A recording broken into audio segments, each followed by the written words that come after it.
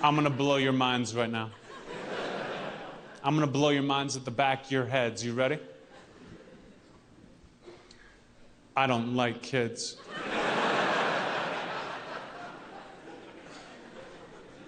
There's this 9-year-old girl.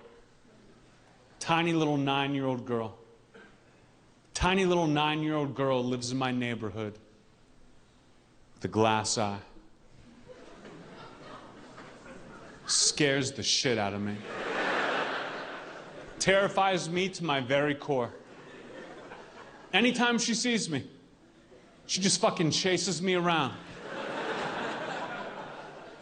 Until she gets her eye back. It is the worst.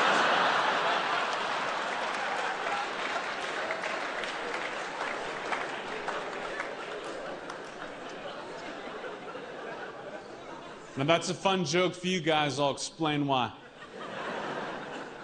It's got incredible value. It's 2 laughs for the price of 1.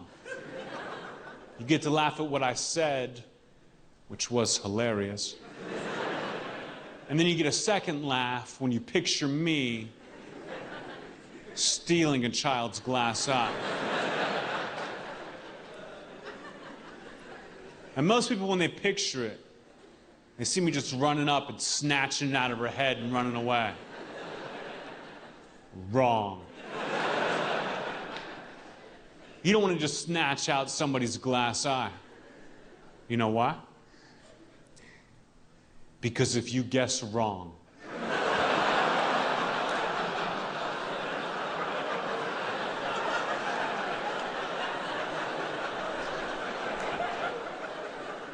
you guess wrong, and now it's not just a funny prank anymore. Now you're in some trouble. In fact, that's how she lost the eye in the first place. What you want to do, if you're ever in this situation, hit her on the back of the head. Not hard. It's a child, you don't want to hurt it. Just hard enough to get that sweet glass eye. Look, I mean it. I consider myself to be a modern man. I try to be tolerant of all different races, cultures, religions.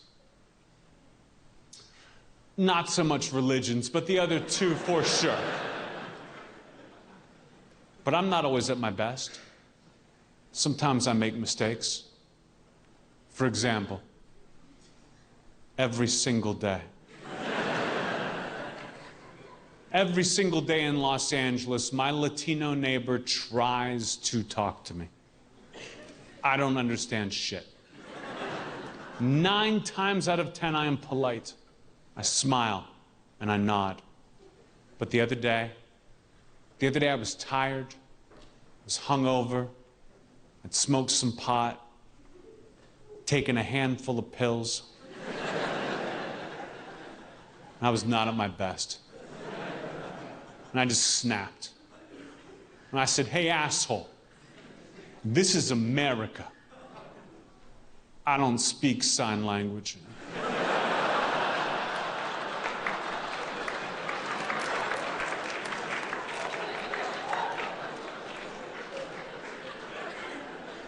Now that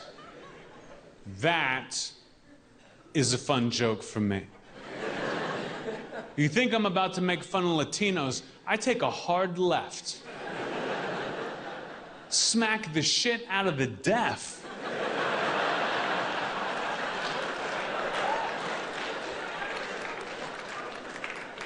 For almost no reason.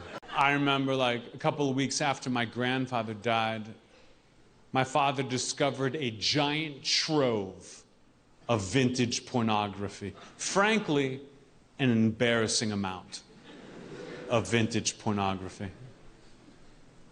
So I blamed it on Grandpa.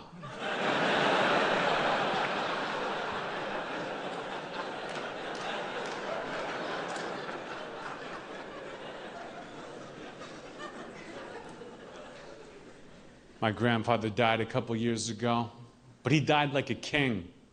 No one was even mad.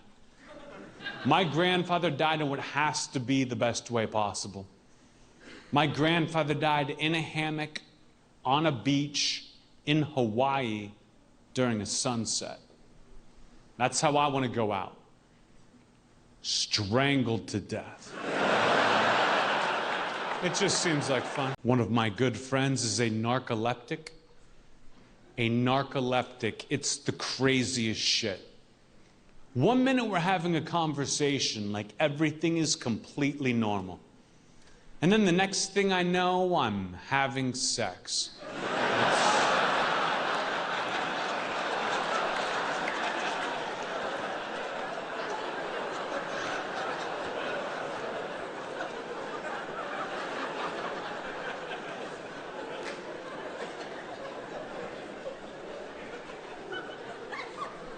Did everybody get that one?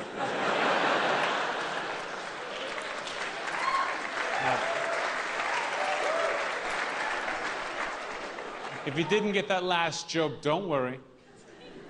This next joke is just like it, only dumb.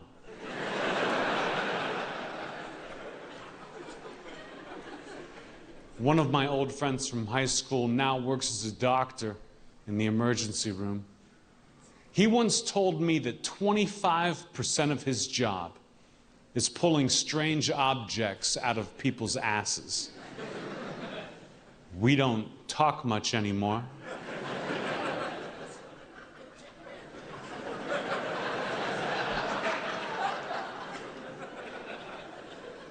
But I see him all the time.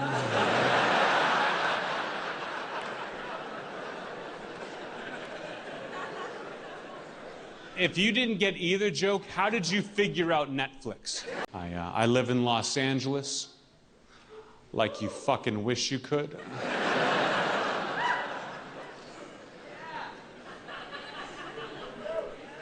I like my place. I'm not that crazy about my neighbors. Like, I live on the same street as 3 different families of Jehovah's Witnesses. And no matter how many times I tell them no, absolutely not, they still come by twice a week and say, Anthony, please stop throwing rocks at our houses.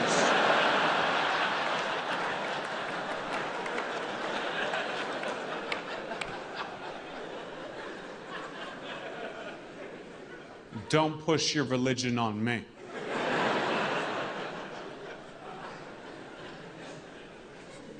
And they're not even the worst of my neighbors. One of my next door neighbors is a 90-year-old man suffering from Alzheimer's.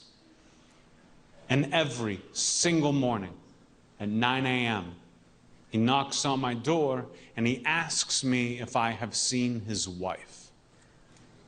Which means that every single morning at 9 a.m., I have to explain to a 90-year-old man suffering from Alzheimer's that his wife has been dead for quite some time. Now, I have thought about moving. I have thought about just not answering my door in the morning. But to be honest, it's worth it just to see the smile on his face. My grandmother is suffering from dementia right now.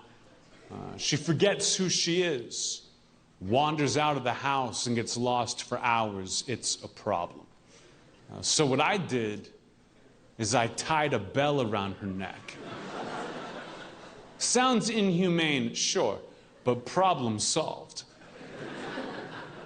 I mean, that thing is really heavy.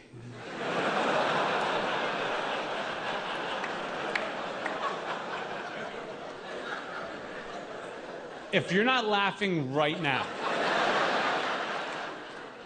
the problem is your imagination. Don't get mad at me because you don't know how big bells can get. Now, at this point, I should admit my parents were actually pretty reasonable people when they were raising me. Unless they found drugs in my bedroom. Oof. Then they were high for days.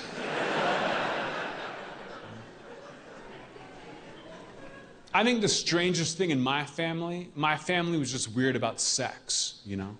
I was the oldest of 5 kids. in a tiny little house.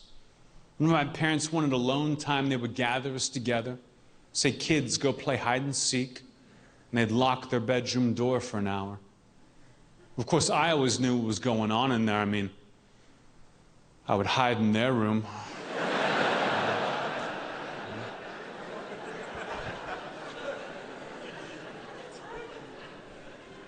My parents are weird about sex.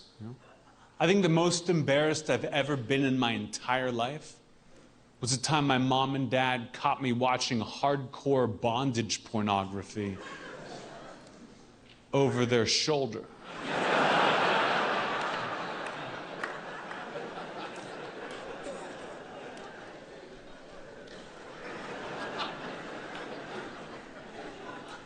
And I'll never forget the first time I had sex.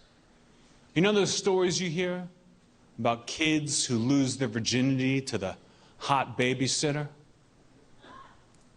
I was the babysitter. Hey, did you guys know? Did you guys know the average person eats 9 spiders whenever I cook for them?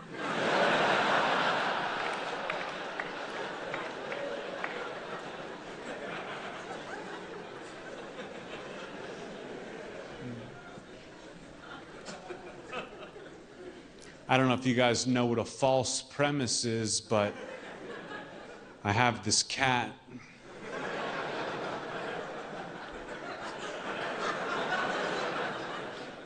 I think it must have been a stray cat, because anytime it gets outside, it immediately runs off, kills something, drags it back in, and leaves it at my feet.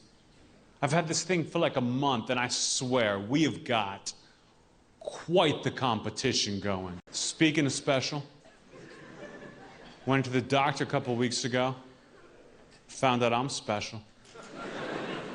Went to the doctor, took a blood test. My results came back. Doctor told me my blood type is O negative. You know what that means? It means I'm the fucking best. It means I'm a universal donor. Means I can give my blood to anyone else in the world who also has AIDS.